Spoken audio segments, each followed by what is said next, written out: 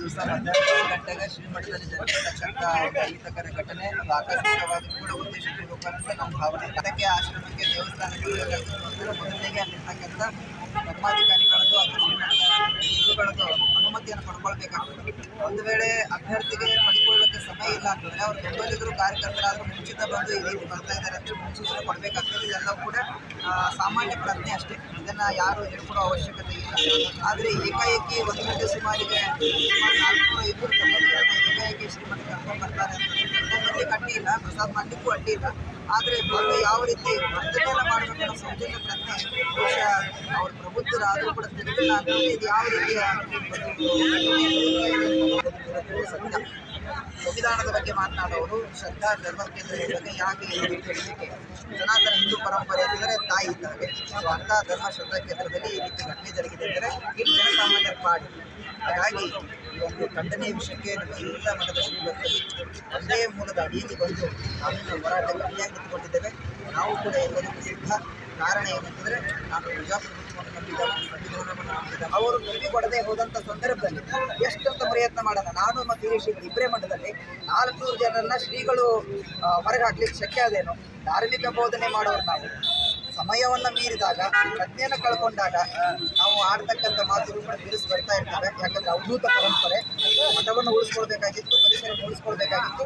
ಬಂದಂಥವ್ರು ಯಾರು ಕೂಡ ಸುಸಿಕ್ತಿರಲ್ಲ. ನೆನಪಿರಲಿ, ಎಲ್ಲರೂ ಕೂಡ ಮದ್ಯ ಸೇವನೆ ಮಾಡ್ಕೊಂಡು ಬಂದವರೇ. ಬೈಕಿನ ಮೇಲೆ ಕೊನೆಗೆ ಬರ್ತಾರೆ, ಎಲ್ಲರೂ ಮದ್ಯ ಸೇವನೆ ಮಾಡ್ಕೊಂಡು ಬಂದವರೇ. ಇಲ್ಲ ಅಂದರೆ ಇವತ್ತಿಗೂ ಕೂಡ ನಾನು ಒಂದು ಸವಾಲನ್ನು ಎಸೆಯುತ್ತೇನೆ.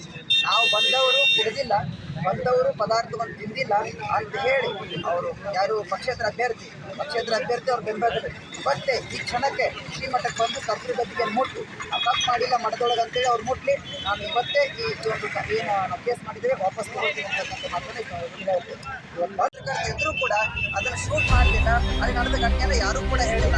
ನಾನು ಮೊನ್ನೆ ದಿವಸ ಪತ್ರಿಕೆ ಪೋಸ್ಟೆಡ್ ಮಾಡಿದಾಗ ಸುಮಾರು ಒಂದು 8-10 ಪಾಯಿಂಟ್ಗಳನ್ನು ಕೊಟ್ಟಿದ್ದೆ. ಅವ್ರು ಮಾಡಿರ್ತಕ್ಕಂಥ ಒಂದೊಂದು ತಪ್ಪುಗಳೇನಂತ ಅವರೇ ಸ್ವತಃ ಒಪ್ಕೊಳ್ತಿದ್ರೆ ನಾವು ದೊಡ್ಡ ತಪ್ಪು ಮಾಡಿದ್ದೇವೆ ಅಂತೇಳಿ. ಆ ತಪ್ಪಿಗೆ ಕ್ಷಮೆ ಯಾವುದಂದ್ರೆ ಗುರುಗಳ ಹತ್ರ ಬಂದು ನಾನು ಮಾಡಿದ ತಪ್ಪದೇ, ನಮ್ಮ ಕಾರ್ಯಕರ್ತರು ತಪ್ಪು ಮಾಡಿದ್ದಾರೆ, ಗುರುಗಳಿಗೆ ಕ್ಷಮಾ ಮಾಡ್ರಿ ಅಂತಂದ್ರೆ ಅದು ಇಲ್ಲೇ ಹೋಗೋದು ಹೋಗ್ತಿತ್ತು. ಆದರೆ ಕಳೆದ 4 ದಿನಗಳಿಂದ ಈ ಘಟನೆ ಜರುಗಿದ್ದು ನಾಡಿನಾದ್ಯಂತ ವಿತರಣೆ ಆದರೂ ಕೂಡ ಯಾವುದೇ ಒಂದೇ ಒಂದು ಪ್ರತಿಕ್ರಿಯೆಗೆ ಅವರು ಯಾರೂ ಕೂಡ ಭಾಗಿಯಾಗಿಲ್ಲ. ಮತ್ತು ಹೇಳ್ತಕ್ಕಂಥ ವ್ಯಕ್ತಿಗಳು ಕೂಡ ಹೇಳಿದಾರೋ ಏನೋ ಗೊತ್ತಿಲ್ಲ. ಆದರೆ ಇದು ನಮ್ಮ ಮಠದ ಮೇಲೆ ಆಗಿರ್ತಕ್ಕಂಥ ದೊಡ್ಡ ಅಪಮಾನ. ಈ ಭಾಗದೊಳಗೆ ಚಿಕ್ಕೋಡಿ ಜಿಲ್ಲಾ ಭಾಗದೊಳಗೆ ಅಷ್ಟೇ ಅಲ್ಲ, ನಾಡಿನಾದ್ಯಂತ ನಮ್ಮ ಚಾರುಗುಡ್ಡ ಮಠ ತನ್ನದೇ ಆಗಿರ್ತಕ್ಕಂಥ ವೈಶಿಷ್ಟ್ಯಪೂರ್ಣವಾಗಿರುವ ಹೆಸರನ್ನು ಮಾಡಿದ ಹೆಚ್ಚಿಗೆ ಅಧ್ಯಾತ್ಮ ಸಂಪ್ರದಾಯ ಮಠ ಅಂತಂದರೆ ಇದು ಒಂದೇ ದಿನಗಳನ್ನ ಸ್ವತಂತ್ರ ಪೂರ್ವದಲ್ಲಿ ಸ್ವತಂತ್ರಕ್ಕಾಗಿ ಹೋರಾಟ ಮಾಡಿರ್ತಕ್ಕಂಥದ್ದು ಮತ್ತು ನಾಡಿನೊಳಗೆ ರಾಷ್ಟ್ರಕ್ಕೆ ಸ್ವತಂತ್ರವನ್ನು ಕೊಡ್ತಕ್ಕಂಥ ಏಕೈಕ ಮಠ ನಮ್ಮದು. ಅಂತಹ ಒಂದು ಶ್ರೇಷ್ಠ ಪರಂಪರೆ ಮಠಕ್ಕೆ ಇವತ್ತು ಅವರು ಬಂದು ಏಕಾಏಕಿ ಬಂದು ದಾಳಿ ಮಾಡಿರ್ತಕ್ಕಂಥದ್ದು ಮತ್ತು ಅವ್ರ ಕಾರ್ಯಕರ್ತರು ಮುಖ್ಯ ಶ್ರೀಗಳ ಮೈ ಮೇಲೆ ಏರು ಹೋಗಿದ್ದು ಬಹಳ ಖಂಡನೀಯ. ಒಬ್ಬ ಪ್ರಬುದ್ಧ ಮನುಷ್ಯ, ನಾನು ಯಾವತ್ತೂ ಕೂಡ ಪ್ರಜಾಪ್ರಭುತ್ವ ಸಂವಿಧಾನ ಎಂಬತಕ್ಕಂಥ ಮಾತನಾಡುವ ವ್ಯಕ್ತಿ ಈ ಪ್ರಜಾಪ್ರಭುತ್ವ ಮತ್ತು ಸಂವಿಧಾನ ಕಗ್ಗೋಲೆ ಆಗ್ತಾ ಇದೆ.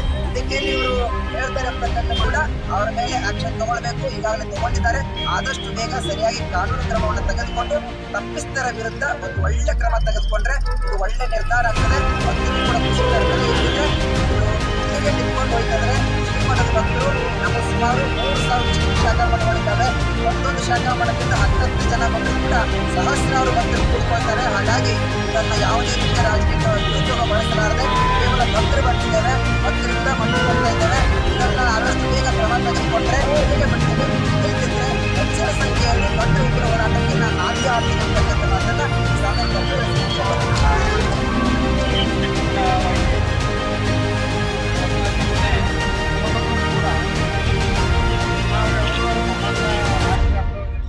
ಭಾಳ ಎತ್ತರಲೇ ಇರಬೇಕಾಗ್ತದೆ.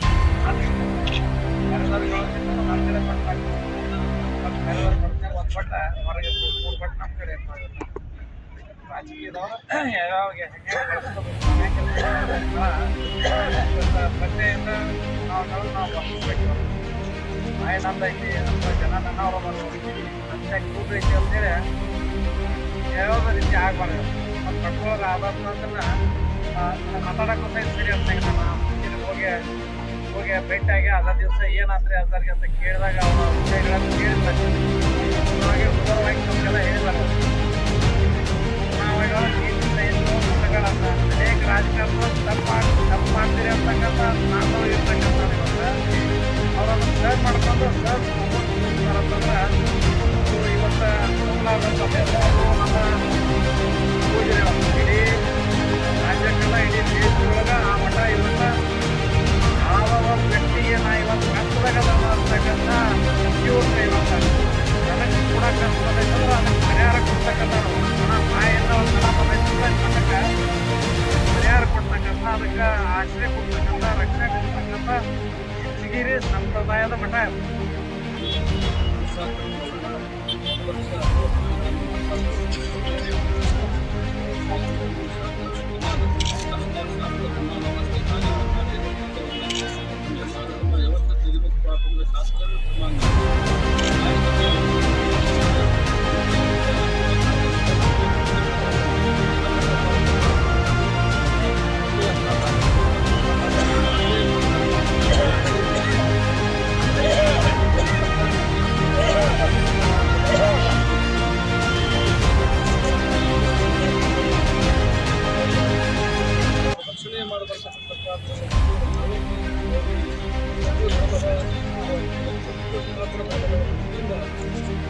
ಈ ಒಂದು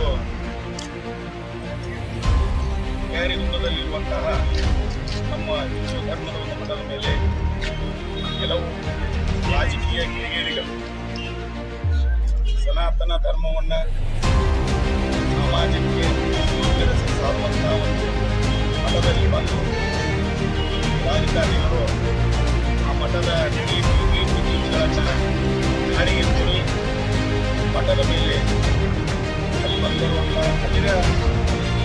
ಇರುವಂತಹ ಕೆಲವೊಂದಿಷ್ಟು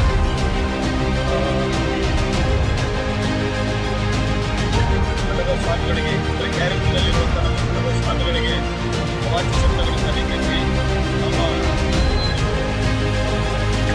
ಹಿಡಿಯುವ ಮುಖಾಂತರ ಆಮೇಲೆ ಆ ಮಠದ ವಾತಾವರಣದ ಮೇಲೆ ಕೆಲವು ನಿಯಮಗಳಿದಾವೆ. ಆ ನಿಯಮಗಳನ್ನ ಮುರಿತಾರ. ಅಂದರೆ ಅಲ್ಲಿ ಮಾಂಸಾಹಾರ ನಡೆಯಲ್ಲ, ಅಲ್ಲಿ ಮಾಂಸಾಹಾರ ಮಾಡೋದು ಆಮೇಲೆ ಕುಡಿದು ಮದ್ಯಪಾನ ಮಾಡಿದಂಥ ಅನೇಕ ವ್ಯಕ್ತಿಗಳನ್ನು ತಿರುಗಾಡಿಕೊಂಡು ಕರ್ಕೊಂಡು ಅಲ್ಲಿ ಮಠದಲ್ಲಿ ದಾಖಲೆ ಮಾಡಿದ್ದಾರೆ. ಅಂತ ಒಬ್ಬ ನಿವೃತ್ತ ಅಧಿಕಾರಿಯನ್ನ ನಾವು ಉಗ್ರವಾಗಿ ಖಂಡಿಸ್ತೇವೆ. ಯಾಕಂದ್ರೆ ಅವನ ಮನಸ್ಥಿತಿ ಹಿಂದೂ ಸನಾತನ ಧರ್ಮ ಏನು ಅಲಂಕರಿಸಿಕೊಂಡು ಒಂದು ಜನಪ್ರಿಯ ಆಜ್ಞೆ ಅಂತ ಬಂದು ನಮ್ಮ ಅಪ್ಪರು ಏನು ಅವಾಕ್ಯ ಮಾತಾಡುವ ಆನಂದ ನಮ್ಮ ಜನರೆಲ್ಲ ಫೈಟ್ ಮಾಡೋದ್ರಲ್ಲಿ ಹೇಳ್ತಾ ಇದ್ದೀರಾ. ಯಾರು ಹೇಳಿದ್ರು ನೀವು ಬಂದು ಮಠ ಮಂದಿರಗಳಲ್ಲಿ ಇಲೆಕ್ಷನ್ ಸಮಯದಲ್ಲಿ ಮಠಗಳಲ್ಲಿ ಬಂದು ನೀತಿ ಸಂಹಿತೆ ಉಲ್ಲಂಘನೆ ಮಾಡೋದು ಬಂತು. ಎರಡನೇದು ಮಠಕ್ಕೆ ಬಂದು ಸ್ವಾಮಿ ಅಪ್ಪನೇ ಇಲ್ಲದೆ ನಾನು ಬರ್ತಾ ಇದ್ದೀನಿ ಅದು ಏನು ಹೇಳಿದೆ ಅಲ್ಲಿ ಮಠಕ್ಕೆ ಬಂದು ಸ್ವಾಮಿಗಳು ಮಠಕ್ಕೆ ಬರೋ ವಿಚಾರ ಬರ್ತಾವ್ರೆ. ಅವರು ಮನೆ ಯಾರು ಮನೆ ಕಳ್ಸ್ಬೇಕಂತ ಅವರು ಕೇಳ್ತಾರೆ. ಅದೇ ಟೈಮ್ದಲ್ಲಿ ನಿಮ್ಮ 400-500 ಜನಪಟ್ಟಿ ಕಾರ್ಯಕ್ರಮ ಕರ್ಕೊಂಡು ಬಂದು ಅಲ್ಲಿ ನಾನ್ವೆಜ್ ಊಟ ಗಿಡಗಂಟೆಗಳು ಮಠದಲ್ಲಿ ಅಂತ ಏನು ಹೇಳಿದ್ರೆ ನೀವು ಸ್ವಾಮಿಗಳಲ್ಲಿ ಬಂದು ಏನೇನೋ ಒಂದು ಇಲ್ಲ ನಮ್ಮ ಕಾರ್ಯಕ್ರಮ ಹೇಳಿಕೊಳ್ಳಿ ಇಲ್ಲ ನಮ್ಮ ನೀತಿಗಳನ್ನು ಹೋರಾಟ ಮಾಡೋದು ಅಂತ